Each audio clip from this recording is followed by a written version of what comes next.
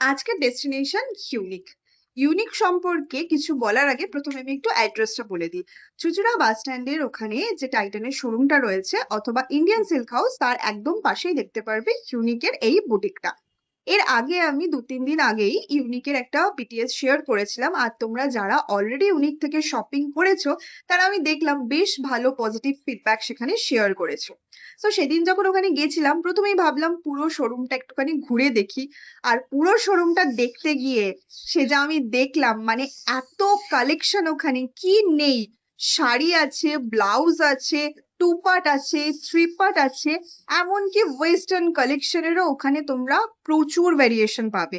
ইউনিকে কিন্তু ব্যাগেরও দুর্দান্ত কালেকশনস রয়েছে। তো প্রথমে একটু পুরো শোরুমটা ঘুরে দেখছিলাম যে কোনটা ছেড়ে কোনটা নেব, আমি এখানে সেটাই ভাবছিলাম প্রথমে।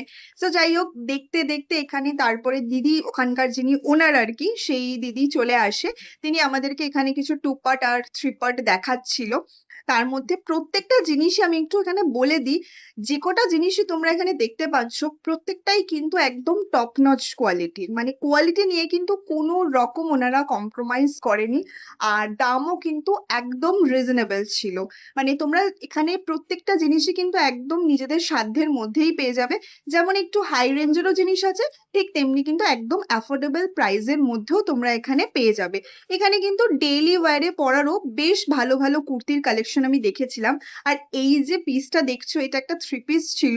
সত্যি বলতে বাইরে যখন আমরা এরকম থ্রি পিস কিনি না, তখন কিন্তু মানে দুপাট্টা সেটটা, মানে দুপাট্টাটা যেটা হয় আর কি সেটের, সেটা কিন্তু এতটা লং হয় না, কিন্তু এখানে কিন্তু দুপাট্টাগুলো বেশ লং।